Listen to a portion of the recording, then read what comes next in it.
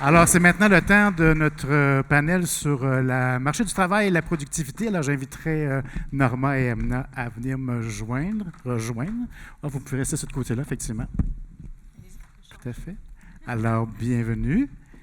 Ça fait plaisir de vous accueillir. Alors, Emna, qui est à la gauche complètement, Emna Braham, qui est directrice exécutive ou directrice tout simplement de l'Institut du Québec. Et vous avez Norma Kozaya, qui est vice-présidente recherche et aussi économiste en chef au Conseil du patronat du Québec. Alors, on les a invités pour nous parler du marché du travail et de la productivité. On comprend que même au début, avec l'étude sur la soutenabilité, on voyait que c'est deux éléments extrêmement importants justement pour faire des projections dans le long terme, donc le marché du travail et la productivité. Donc, on les a invités justement pour, notamment Emna, pour nous faire un peu un bilan de ce qu'il y a au niveau du marché du travail actuellement, pénurie de main-d'œuvre, etc. Et Norma va nous parler essentiellement, parce que je suis sûr que Emna va nous parler de productivité, donc on a invité Norma pour nous parler spécifiquement de la productivité, qui est aussi une bébête un peu bizarre. Donc, j'imagine que Norma va nous aider à démystifier un peu cette notion-là de productivité. Alors, Emna, je te laisse la parole et pour nous faire un petit peu un bilan du marché du travail. Je vous apporte... j'ai toute une job, moi j'ai toutes sortes d'affaires à faire. Je vous amène un cliqueur. Bonjour à tous. Bonjour à tous. Oui. Merci pour l'invitation. Ça me fait vraiment plaisir, en tant que directrice de l'Institut du Québec, de venir parler du marché du travail. Donc, c'est un de nos gros piliers de recherche à l'Institut. Et aujourd'hui, on m'a demandé de brosser un petit peu un portrait de la situation du marché du travail. L'objectif, c'est de regarder un petit peu, de rappeler un peu la situation actuelle, de regarder à quoi on peut s'attendre dans l'avenir à très court terme, et comment est-ce qu'on peut s'adapter. Alors, on parle de pénurie de main-d'œuvre depuis déjà pas mal de temps. On le disait, la démographie notamment, c'est quelque chose qu'on voyait venir depuis longtemps, et donc on parlait de pénurie de main-d'œuvre avant la pandémie, et même avant, depuis les dernières décennies, mais là, on dirait qu'on ne parle plus que de ça. Alors, pourquoi? Il faut regarder un petit peu les causes d'une tempête parfaite dans laquelle on est actuellement. Et donc, plusieurs éléments qui expliquent pourquoi est-ce qu'on a des pressions sur le marché du travail, et aussi plusieurs éléments qui influent sur les indicateurs qu'on regarde sur le marché du travail. Alors d'abord, le graphique de gauche, c'est vraiment l'aspect démographique. Alors, on parle toujours de vieillissement de la population, mais on peut décortiquer le vieillissement de la population en différents phénomènes. Alors oui, on a une population aînée plus importante, on a moins de travailleurs sur le marché du travail, mais lorsqu'on regarde vraiment les indicateurs du marché du travail, on voit que ce qu'on voit réellement, c'est la sortie ou la prise de la retraite des baby boomers. Alors, je ne sais pas si vous avez lu Le Petit Prince quand vous étiez plus jeune, mais il y a un serpent qui avale un éléphant, puis là, l'éléphant, il passe à travers l'éléphant, et donc c'est comme une genre de grosse bosse qu'on voit traverser. Bien, la démographie de la plupart des pays occidentalisés, elle ressemble à ça. Alors, on a une cohorte de loin plus populeuse que toutes les autres qui passe à travers les étapes de la vie. Achète une maison, commence à travailler, grosse croissance économique, prend sa retraite, bien, qu'est-ce que ça fait? Ça fait augmenter les postes vacants. Donc, dans une entreprise, on a besoin de remplacer ces personnes-là. Ça fait gonfler les chiffres de postes vacants. Ça fait les manchettes chaque fois que ça sort. On est près de 200 000 postes vacants au Québec. Bien, c'est beaucoup. C'est pas toujours de la création d'emplois. C'est beaucoup, en fait, les 2/3 au moins, c'est du remplacement. On remplace les gens qui partent à la retraite et en même temps, on fait face à un bassin de candidats qui est beaucoup moins nombreux que ce qu'on a pu connaître avant. Alors, on a un facteur de production, on a une certaine machine, on a une certaine organisation du travail qui fait que on cherche à remplacer les 10 personnes qui partent et il n'y a pas nécessairement 15 candidats à la porte. L'autre élément qui explique peut-être pourquoi est-ce que on fait face à de la rareté de main-d'œuvre ou à des difficultés de recrutement, c'est le fait que nous, on a voulu traduire le fait qu'on a besoin de beaucoup de travailleurs par, on a dit, le Québec est plus gourmand en main-d'œuvre. Alors, ça représente plusieurs phénomènes en même temps, mais quand on regarde pour 1 milliard de PIB créé au Québec, on voit que les organisations québécoises demandent 17% de plus de main-d'œuvre. Alors, ou bien des emplois qu'ils arrivent à combler ou des emplois qu'ils n'arrivent pas à combler. Mais qu'est-ce que ça cache, ça, exactement? C'est 17% de plus que l'Ontario. Je ne sais pas si je l'avais dit, mais... Donc, pourquoi... Qu'est-ce qui est caché par ces chiffres-là? Bien, c'est plusieurs choses.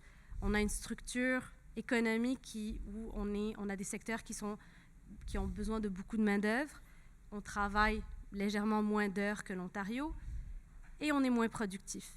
Et tous ces éléments-là font que on a énormément de postes vacants et notamment beaucoup de postes vacants qui ne requièrent aucune qualification. Près le tiers des 200 000 postes vacants dont on parle souvent, c'est des professions pour lesquelles on a besoin d'aucune qualification.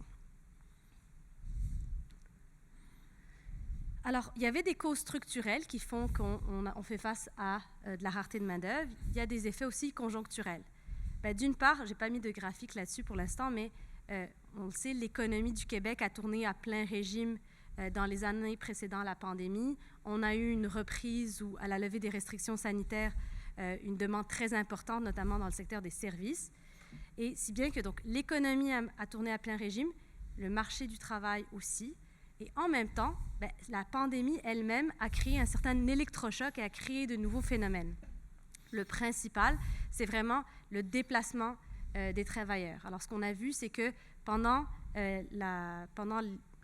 premières vagues de la pandémie, les Québécois ont été nombreux à changer d'emploi. Donc, on le voit quand on se compare entre 2019 et à la fin de l'année 2022, on a vu qu'il y a plusieurs secteurs, la restauration, l'hébergement, le commerce de détail, le transport et entreposage, souvent des secteurs de services où on n'a tout simplement jamais récupéré les pertes d'emploi de la pandémie. Et en même temps, on a d'autres secteurs comme l'administration publique, comme les services professionnels qui, eux, ont carrément, qui sont en fait allés chercher ces travailleurs-là. On peut le traduire aussi par un déplacement des emplois les moins bien rémunérés vers les emplois mieux rémunérés. Alors, on le rappelle, la demande est très forte, notamment pour les services, alors même que les personnes qui travaillaient là ont quitté. Donc ça explique aussi pourquoi, dans ces secteurs-là, on affiche des postes vacants, puis on ne les comble pas. L'autre phénomène alors là, c'est plus un point d'interrogation, est-ce que c'est quelque chose qui va rester ou quelque chose qui va passer, c'est l'aspect des heures travaillées ou de l'absentéisme. Alors, à la fin 2022, donc à la sortie a priori de la pandémie, on voyait que le nombre d'heures travaillées au Québec n'augmentait pas aussi rapidement que les emplois. Une des causes, donc ce que ça veut dire en gros, ça veut dire que je suis une organisation, je recrute 2 économistes, mais s'ils travaillent l'équivalent d'une personne à temps plein, au final, oui, j'ai créé 2 emplois, mais j'ai quand même le même volume d'efforts qui est fourni à mon organisation. Alors, une des pistes d'explication pour ce manque d'heures travaillées, c'est notamment l'absentéisme. Même en 2022, on voyait que le niveau d'absentéisme pour des raisons de santé, pour des raisons familiales, était encore 19% plus élevé que la moyenne des années précédant la pandémie. Alors, la question, c'est est-ce qu'il y a des effets structurels comme l'épuisement professionnel dans certains secteurs, peut-être certaines contraintes sanitaires encore, par exemple pour travailler dans le secteur de la santé ou dans des secteurs très sensibles. Donc, c'est quelque chose quand même à suivre, mais peut-être aussi les heures travaillées diminuent parce qu'on a plus de shifts plus morcelés, les modèles d'affaires changent un petit peu. Donc, c'est toutes des choses qui peuvent expliquer, encore une fois, pourquoi les indicateurs qu'on regarde habituellement sont au rouge, parce que on a besoin de recruter constamment parce qu'on n'obtient pas le volume d'efforts auquel on s'attend en créant des emplois. Oups, ça allait vite. Alors, à quoi pour s'attendre pour l'avenir? Moi, j'y vais très court terme.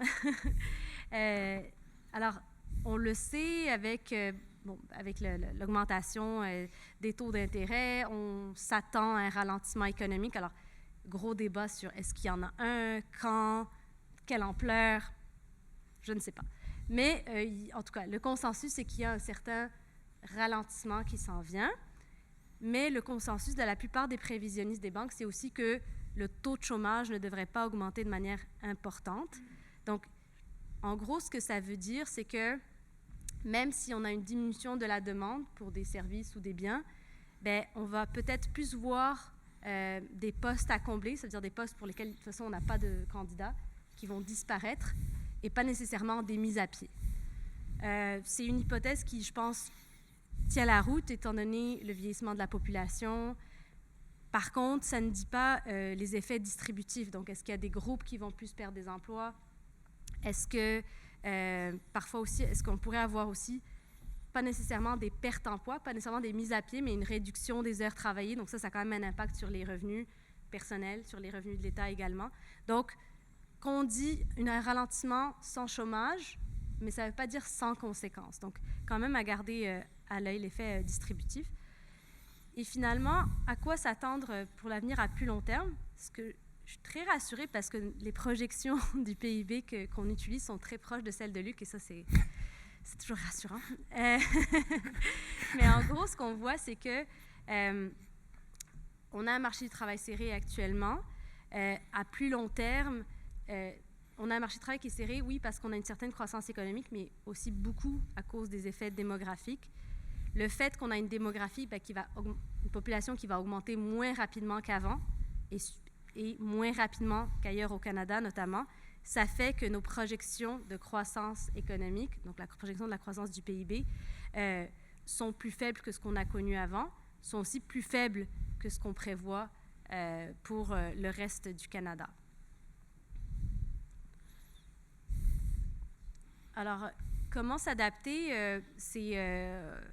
Comment s'adapter à ce marché du travail qui est plus serré qu'avant?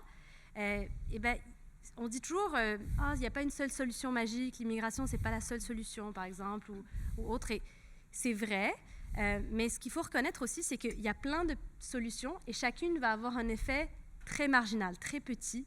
C'est une approche des petits pas, donc il y a plusieurs petites choses qui vont avoir des petits effets sur un marché du travail qui est serré aujourd'hui, qui le sera probablement pour les à peu près 10 prochaines années, mais qui va changer par la suite. Donc, pourquoi les 10 prochaines années? Parce que, comme je disais, l'éléphant à travers le serpent du Petit Prince, c'est que c'est vraiment la cohorte des baby-boomers prend sa retraite actuellement. Les premiers, les plus âgés l'ont pris en 2013, les plus vieux le prendront en 2030. Après ça, on revient à un certain équilibre où le nombre de départs à la retraite équivaut à peu près au nombre de personnes qui rentrent sur le marché du travail. Mais donc, ces petites solutions, un marché du travail plus inclusif pour accroître l'offre, parce qu'on parle toujours d'accroître l'offre de main-d'œuvre, donc l'immigration, retenir les travailleurs expérimentés plus longtemps, etc.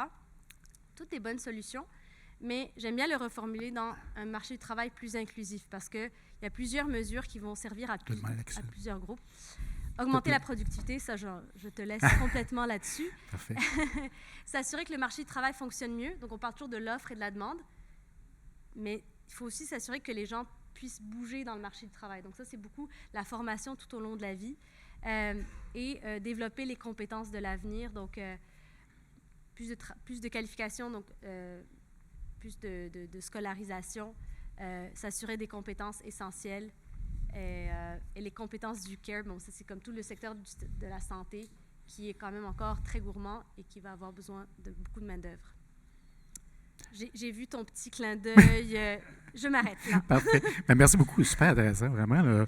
J'aime ça, la transformation du marché du travail, la façon de présenter ça, l'absentéisme, etc., qui change. Là, puis ça, j'ai beaucoup aimé ça. J'ai vu aussi qu'il y avait certaines mesures fiscales aussi dans ton dernier tableau, donc je suis sûr que ça va plaire à plein de monde ici dans la salle. Alors, effectivement, la productivité qui est, d'après moi, une grosse bébite. Là.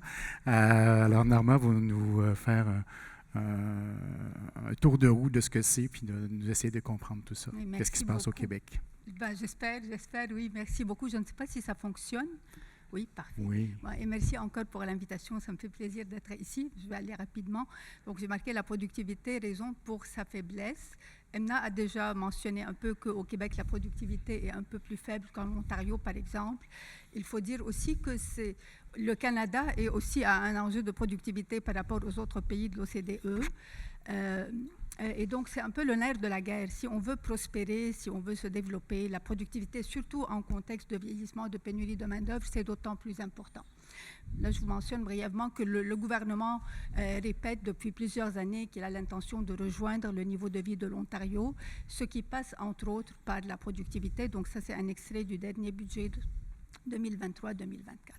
Donc, ce que je vais essayer dans ces quelques minutes peut-être de faire, c'est davantage l'analyse qu'on a fait depuis plusieurs années et que font les économistes des déterminants de la productivité. Pourquoi la productivité peut être plus élevée ou plus faible dans une économie. Donc, c'est vraiment, ici, on parle productivité, PIB par heure travaillée. Il y a aussi la productivité multifactorielle, mais qu'on n'aborde pas ici, mais qui est aussi les déterminants, c'est plus ou moins pareil. Donc, j'ai mis au centre le capital humain parce que ça demeure essentiel pour une économie plus productive. Si les gens sont plus éduqués, il y a un niveau de compétences plus élevé, ça a été aussi abordé brièvement. Donc là, je vous mets ça et puis on va voir tout à l'heure un peu plus la situation du Québec en lien avec ces éléments-là, ces déterminants-là. Donc, l'autre élément important, c'est le capital physique, l'investissement privé. L'investissement en machines et matériel, c'est sûr que s'il y a plus d'investissement en machinerie, chaque travailleur, chaque heure travaillée est plus productive, et incluant aussi de plus en plus en technologie antique, donc technologie de l'information et des communications, et les actifs immatériels, on sait que de plus en plus, c'est pas juste une machine, mais c'est tout ce qui vient avec, on est à l'ère de l'intelligence artificielle, donc c'est aussi des déterminants de la productivité. Les autres éléments, je crois que c'est important. On parle des infrastructures publiques, c'est aussi, bon, ça fait partie des déterminants de la productivité.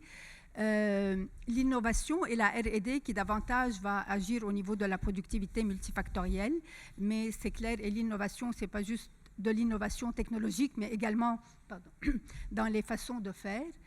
Et nous, au CPQ, on regarde beaucoup la question de la réglementation. C'est sûr que la réglementation, elle est nécessaire, mais il faut s'assurer que la réglementation ne devienne pas trop rigide et donc représenter un obstacle à la productivité, que ce soit en termes administratifs, paperasse, délai, ou que ce soit en termes de la conception de la réglementation qui peut, d'une certaine façon, empêcher une plus grande productivité. Et finalement, la structure industrielle, donc dépendamment des secteurs, est-ce que c'est du manufacturier de pointe, de la finance, des services professionnels, mais également un autre élément sur lequel on s'est penché il y a quelques années, c'est aussi la présence de grandes entreprises comparativement à des PME. Donc, brièvement, comment on se situe par rapport à ces enjeux-là? Je vais passer rapidement sur les choses que vous connaissez probablement. On produit aussi depuis 2010 ce qu'on appelle le bulletin de la prospérité du Québec qui détermine un peu, qui compare le Québec aux autres grandes provinces canadiennes et aux pays de l'OCDE, donc sur 21 indicateurs. Je ne vais pas vous les mettre ici, je vous rassure, mais donc c'est en lien avec les éléments que j'ai présentés à la diapo précédente. Et donc, en termes de capital humain, je n'ai pas besoin de vous rappeler notre enjeu de décrochage scolaire, donc, mais j'aimerais davantage peut-être parler de littératie, numératie. Et ça, autant au Québec qu'au Canada, on a des enjeux. Donc, et au Québec, encore plus, c'est le pourcentage d'analphabètes fonctionnels, donc la capacité de lire et comprendre un texte compliqué, ce n'est pas juste lire l'alphabet, où on parle de près de 2 millions d'analphabètes fonctionnels au Québec, malgré certains progrès, évidemment. Les investissements en machines et en matériel, là, j'ai juste les investissements en technologie, donc tels que définis par les produits électroniques, ordinateurs, logiciels, c'est des choses qui existent donc, sur Statistique Canada.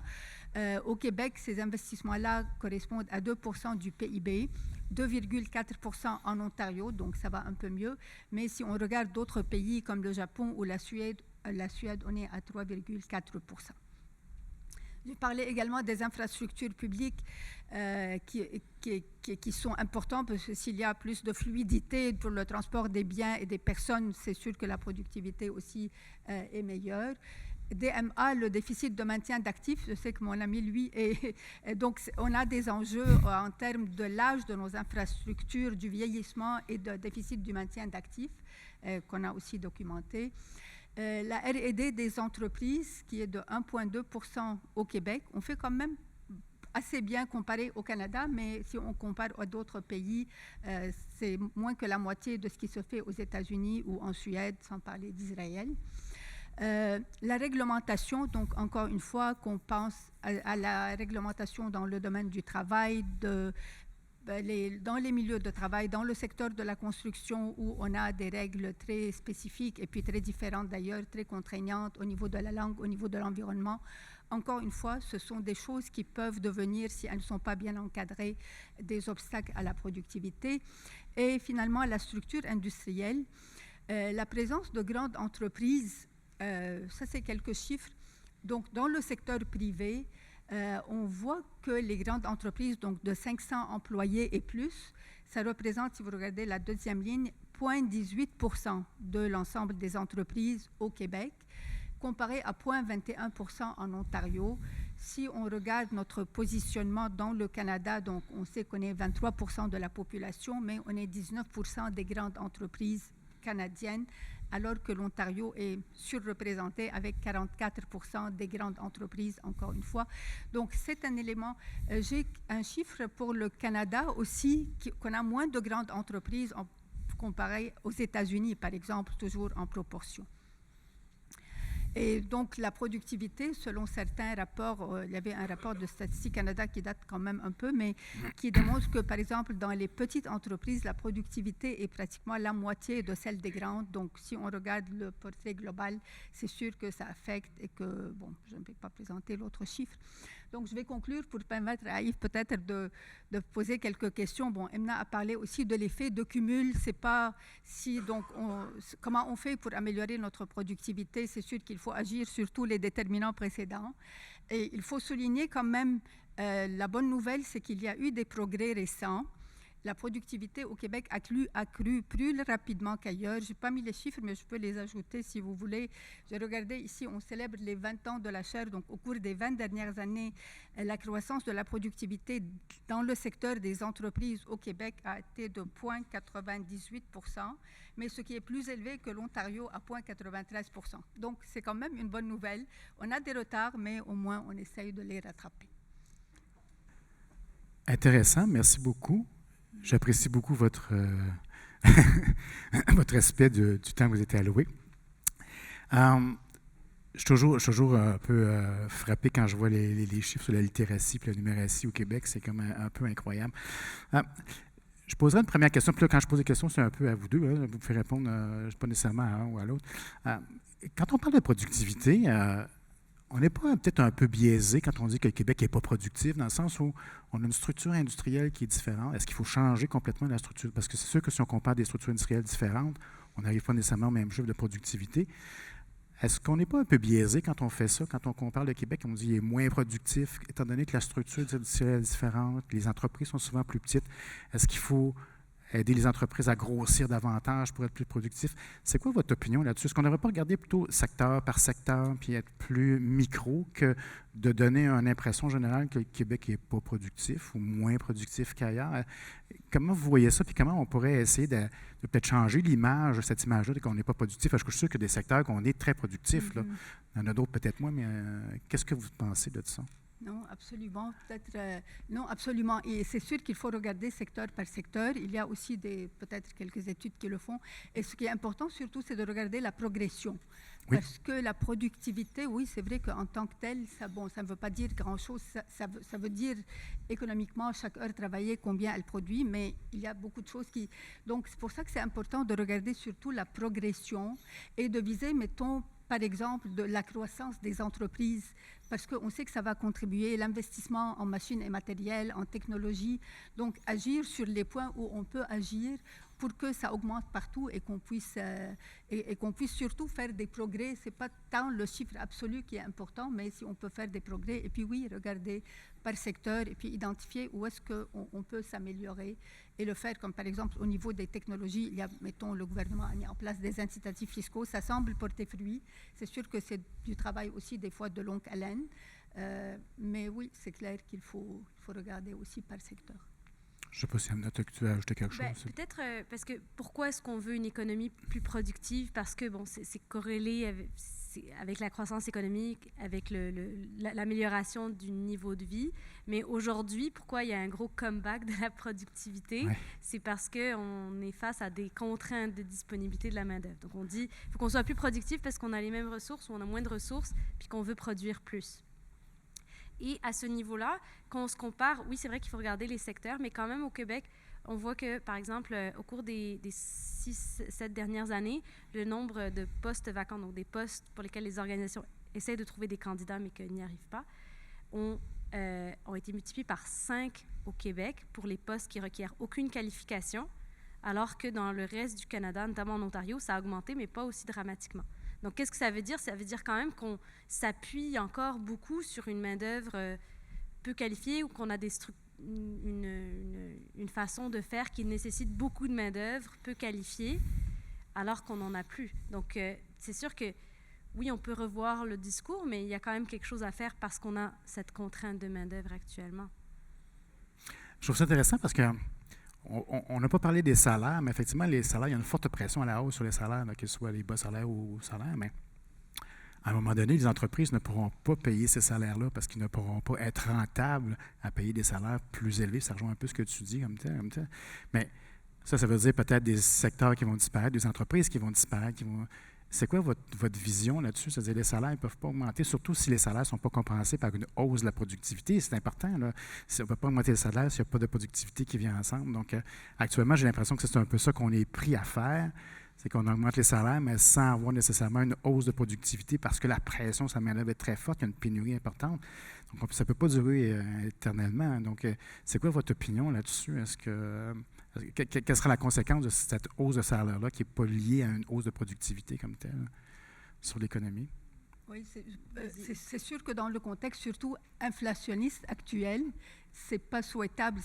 Et c'est pour ça que c'est d'autant plus important d'augmenter la productivité pour que ça corresponde aussi, pour que la hausse des salaires, parce que si ça correspond à une augmentation de la productivité, il n'y a pas de pression inflationniste, alors que l'inverse, si c'est juste parce qu'il y a rareté de la main-d'œuvre et qu'on veut retenir les employés, donc on veut leur augmenter. Et donc ça passe entre autres par plus de formation pour les travailleurs, plus d'investissement en machines et matériels.